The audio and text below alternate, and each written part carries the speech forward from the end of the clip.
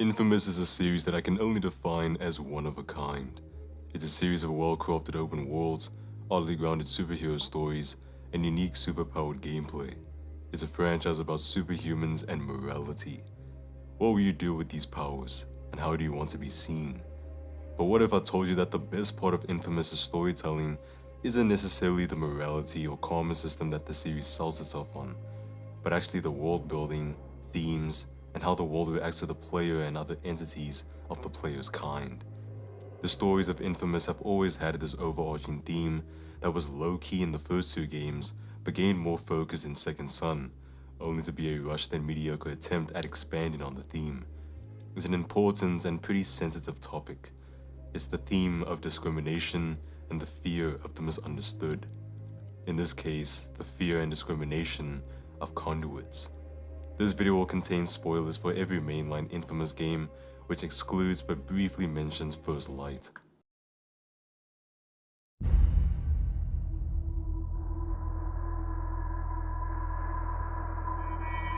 We as humans are so hardwired into thinking and acting in a similar fashion, that the moment someone breaks the mold and goes left field, or just stands out among the rest, minimal admiration and full-blown hostility is projected.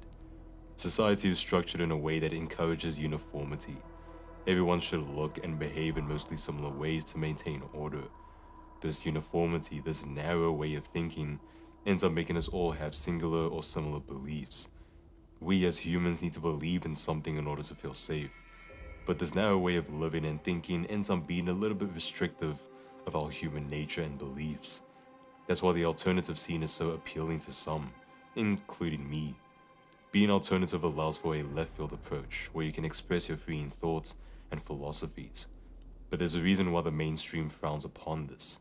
Aside from capitalism, alternative subcultures tend to go against one's beliefs, and when you challenge another person's beliefs, especially a person with a closed mind, they start to get very defensive. And this defensiveness can get out of hand very quickly, as we naturally fight against what we see as hostile. Now, what does this have to do with inFAMOUS? Well, you see, the conduit race challenges the ways of reality and how it works. They don't have the same human capabilities as others. Everyone believes and knows that jumping off a building will kill or severely hurt someone, but conduits subvert that expectation.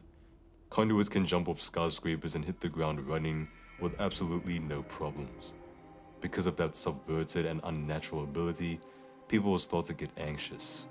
In real life, the problem that stems from mainstream beliefs is the lack of awareness and how society is controlled in a way that there's a barrier to foreign or left field knowledge. It's because of that barrier that the moment you step out of the flowing line, you're hostile. Think about this. Why are we scared of villains or monsters in certain horror movies? It's because we don't understand what these things are. Why does it hunt the main character? Where did it come from? What is it? But once we understand these horrific sights, the fear fades and things become a bit trivial. Same goes for people who are different or alternative. People are hostile towards those who are left field because they don't understand and aren't willing to understand, because it doesn't fit within their beliefs in the first place. It's one of the reasons why I find religion so dangerous. Now, bear with me here, and please don't be offended by my following critiques of religion and religious followers. I'll try to be as respectful as possible, but I do feel that some things need to be pointed out. So here we go. No matter what faith you follow, religion is admittedly very restrictive in one way or another. Religion puts fear into people so that they follow the philosophies and are forced to base their whole lives around them. Certain religions are more restrictive than others, but they all have you in chains to a certain extent. Fear controls people, and so religion will use that fear to control you. Religion tells you that there's a better place out there for you if you follow, and a damned place if you refuse. Heaven and hell. Which now brings me to religious followers. You know what it means to put the fear of God into someone. It's to frighten them. More precisely, to frighten them into a certain belief or religion. And because we fear what we don't understand, things that don't fit within our beliefs, more and more people cater to a belief being forced upon them, and they defend this belief with their literal lives. This causes rationality. People are killed, tortured, yelled at, and injured because of someone else's beliefs. Anything that doesn't follow your beliefs is apparently evil. That's what we are told, and that's what we live by. That's why horrific events like the Crusade Wars and the Spanish Inquisition happened. People died because they didn't follow a specific religion. The Europeans wanted to stop the spread of alternate religions and make Europe a Christian and holy land. Similar to what the DUP would end up doing in Second Son's story, getting rid of free roaming conduits in a sometimes brutal way to keep the country purely human and leave citizens with nothing to fear. Again, I don't want to offend or scare anyone. Religion does have its peaceful, progressive, and open-minded moments where said religion is willing to learn and open up to new things, but that's a minority. But this hostility and restrictive way of life goes even further beyond religion. In fact, it spreads and is sometimes used to heavily affect racism.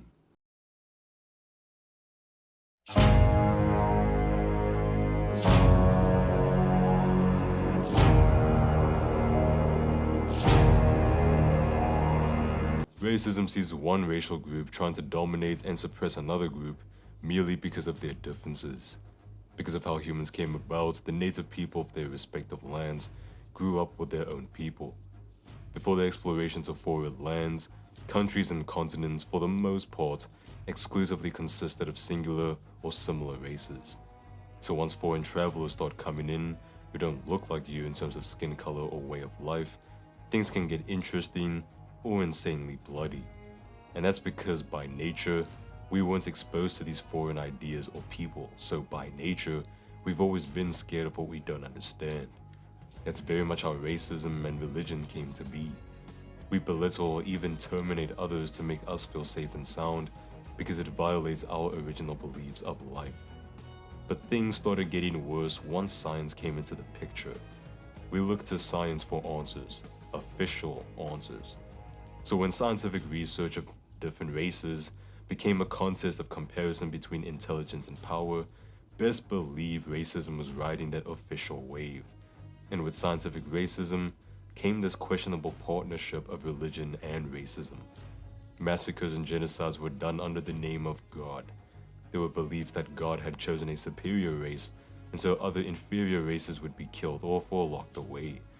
Other races were stripped of their human rights and would be dehumanized for decades because of scientific knowledge that would be used as an advantage to dominate others. Which now brings me to the core theme of this video: discrimination towards the conduits. Starting with the first game, Cole McGrath, our main protagonist, is blamed for several things that weren't in his control. He is accused of being the cause of a massively destructive bombing, which would crumble almost an entire district, which leads to him being the blame of many deaths and a crumbling economy that was already in shambles. Cole is seen as a terrorist, and what makes things even worse is that Cole gains supernatural, godlike powers in the act. Because of this destruction and capabilities that aren't human, Cole almost immediately became a walking target. And this was made even worse by the perceptions of the media. The guy that we see on TV and digital billboards throughout the game spreads lies and makes ill-informed assumptions to make people believe a warped image of what they don't understand. He puts the fear of God into the city and people follow because they are merely scared. But you also have to look at it this way. In Cole's situation, fate was literally in his hands. Cole was just doing ordinary career work and found out that he was delivering a strange bomb when it was too late. Because of Cole's arrogance and ignorance, which was already calculated in the long term by someone else's hand, Cole ended up being the face of destruction. And so because of that evidence, it was justified for people to see him as a supernatural demon of a threat. But even with that being the case, there still needs to be an assessment. And in order to do that, you need to hear things out. Because while Cole was the cause of a huge bombing, killing thousands and destroying entire landmarks, at that moment you don't particularly know if it was his fault or if he was framed and dealt a bad hand. Hence why you need to analyze before pointing fingers. And because of this bad rep that Cole got, everyone who had similar supernatural abilities, conduits, would be targets as well. Conduits would be cursed at, tortured, beat up on the streets, and borderline murdered. How some conduits would even be neglected or kicked from families, as seen with Second Son characters Fetch and possibly Eugene, with Eugene's mother later funding the DUP. Discrimination of conduits would be fueled by fear and anger, loss and grief. The conduit race would be despised by almost everyone, and you'll even see people protesting on the streets wanting to get rid of them. Conduits have become this hostile punching bag, and even a mild scapegoat that needed to go. But in inFAMOUS Second Son, there's this generalization that is heavily emphasized, and that has only been touched upon a few times in the first and second game: bioterrorism.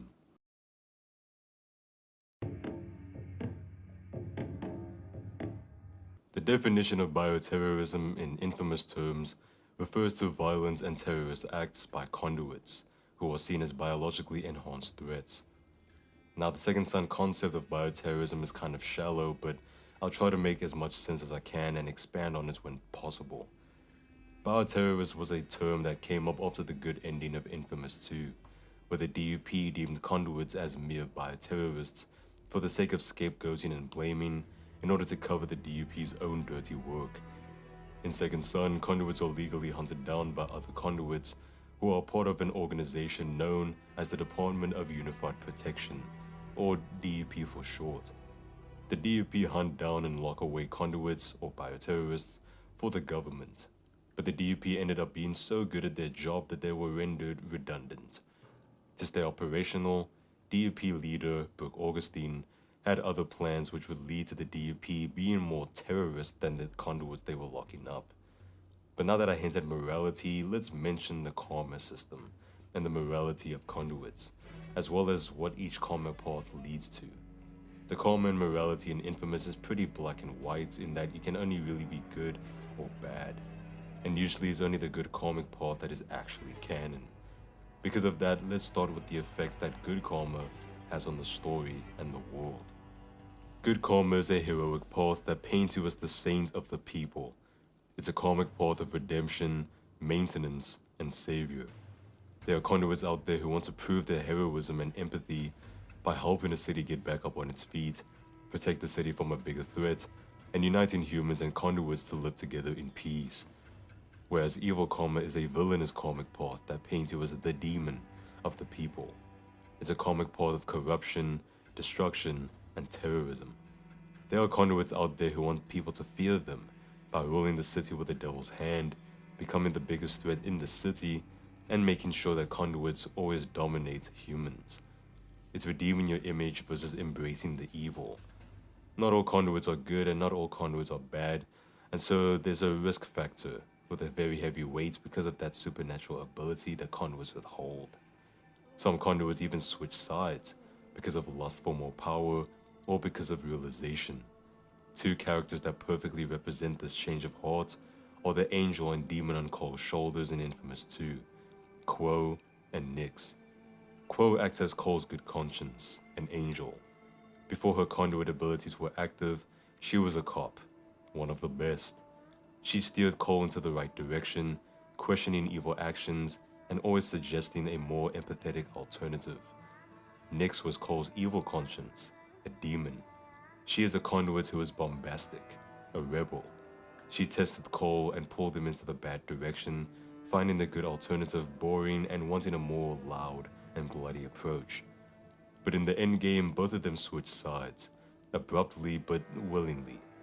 Quo becomes evil, and Cole even mentions how surprised he is that she suddenly lost her nerve and has become selfish. Quo becomes evil for the sake of longer living, seeing that the endgame could either kill or power up all conduits. Nyx becomes good because of a personal quarrel with the main antagonist of the game, wanting to take him on whether she dies or not. But it seems like not many other conduits are morally grey.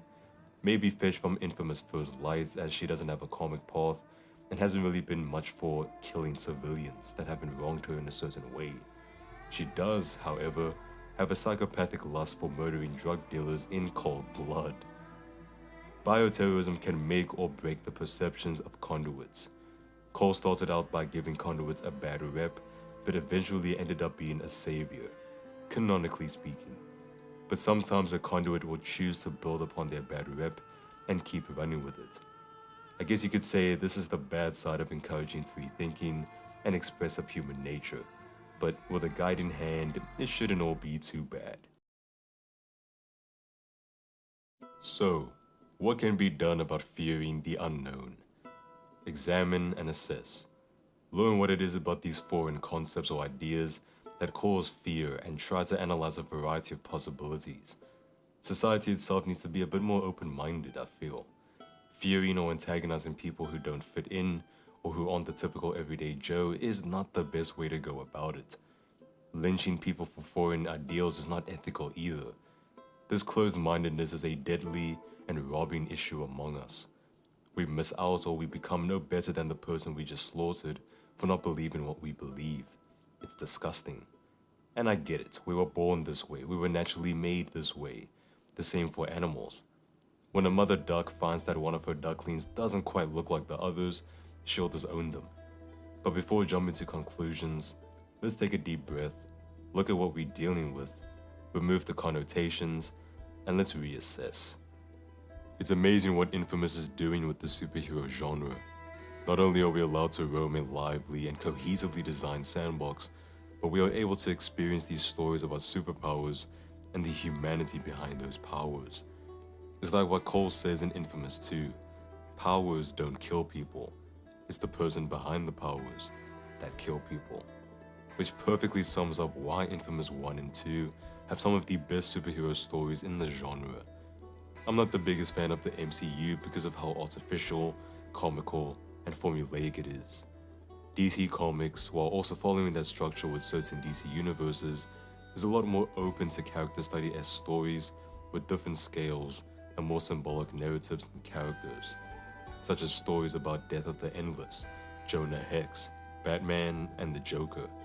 Even characters from other franchises get some unique and fun stories, like Faith Connors for the first Mirror's Edge game, or even Cole for inFAMOUS. But Sucker Punch really nailed the premise and character setups of the inFAMOUS stories. The heroes and most of the villains don't feel overly comic or artificial. They don't wear superhero costumes and save or ruin the day with the utmost precision. Most of these characters, despite having powers, don't even feel like your generic superheroes. These characters and their stories feel grounded and human. They are relatable and deal with realistic themes and issues, which we will further see in the tragic tale of Abigail Fitch Walker. Miss Walker. Miss Walker. Fetch!